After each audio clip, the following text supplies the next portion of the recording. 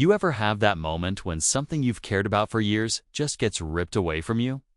That's exactly what happened to me.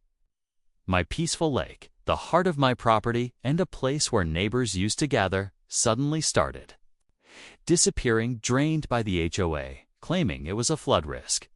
At first, I thought maybe they had a point. Flood risk sounds serious, right?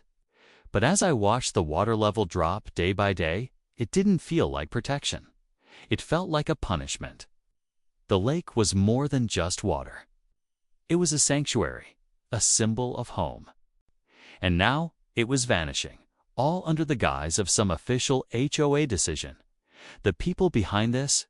The HOA board members, neighbors, turned authority figures who suddenly acted like they owned the whole neighborhood, deciding what was safe and what wasn't, without really listening to anyone else. Their strict rules and sudden moves left me stunned. What made it worse was the silence from the other homeowners, who seemed either scared or indifferent. But I couldn't just sit back and watch my lake disappear and my home lose its soul. So, I started thinking, if they could drain my lake, what if I could change the game? What if the very homes they were so proud of started facing their own flood risks? I'm not talking about some wild revenge. This is about standing up for what's right and showing that decisions like these have consequences. But things didn't stop there. What began as a fight to save a lake turned into something much bigger, something that no one expected. The neighborhood's quiet facade cracked, revealing tensions and secrets beneath the surface. And that's when the real trouble began. Stick around because in the next part, I'm going to tell you exactly how turning their homes into swamps wasn't just a threat, it was a reality. And it's about to get messy. The story really begins with how that lake became the centerpiece of this community in the first place. Years ago, it was just an empty field. But slowly, the water was channeled and collected, creating this peaceful lake that everyone loved. Kids would play by the shore, families had picnics, and it even helped with local wildlife. It was more than just scenery. It was a part of the neighborhood's identity. I'd spent countless weekends maintaining it, making sure the water stayed clean and safe. So, when the HOA first brought up concerns about flood risk, it felt like a shock. They didn't come to talk with me or the other residents. It was all decided behind closed doors. What made it stranger was the timing. Right around when the HOA started draining the lake, I noticed some homes on the other side of the neighborhood had started facing weird drainage problems. Soggy yards, flooding basements, and standing water that just wouldn't dry. At first, I thought it was just bad luck or poor construction. But the more I looked, the more it felt connected. Like, by draining the lake, the HOA shifted the water somewhere else. And that somewhere else was right where those homes sat.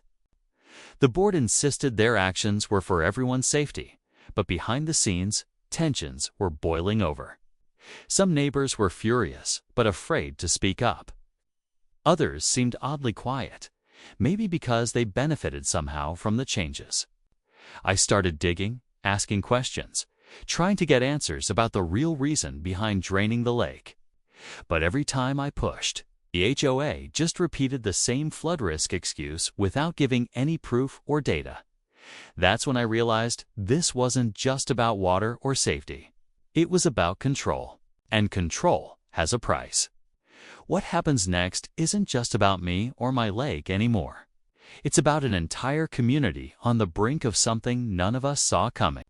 With the hidden proposal in my hands and the weight of what it meant pressing down on me, I knew I had to act fast. I started gathering evidence, photos of flooded homes, statements from neighbors, copies of the secret negotiations, and shared everything with a local reporter who had been following community issues. The story blew up quickly. Suddenly, the HOA's carefully constructed image cracked wide open under public scrutiny.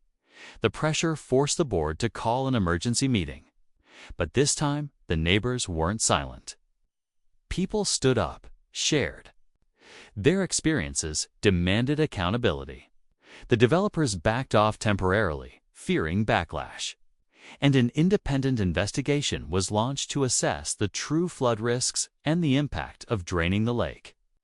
Slowly, efforts began to reverse some of the damage. Pumps were brought in, drainage plans adjusted, and work started to restore water flow where possible. It felt like a hard-won victory, a community standing up against greed and secrecy. For the first time in months, I saw neighbors coming together again, sharing hope that maybe the lake, or at least some version of it, could return. But just as relief began to settle in, the final twist hit. The investigation uncovered something nobody expected. The lake itself had been compromised long before the HOA's actions. Years ago, a natural underground spring feeding the lake had started drying up, slowly shrinking the water source. The HOA's drainage accelerated the process, but the root problem was natural. Not just man-made. It meant the lake wasn't coming back the way we hoped, at least not without a massive, costly restoration that the HOA hadn't planned for. The land might always be unstable, and the neighborhood would have to adapt to a new reality. Swampy, uncertain, but hopefully stronger together. The fight wasn't over, but what started as a simple flood risk had revealed deeper truths about nature, power, and community. And now we had to decide what kind of neighborhood we wanted to be, one controlled by secrets and swamps, or one united by resilience and hope. Asterisk,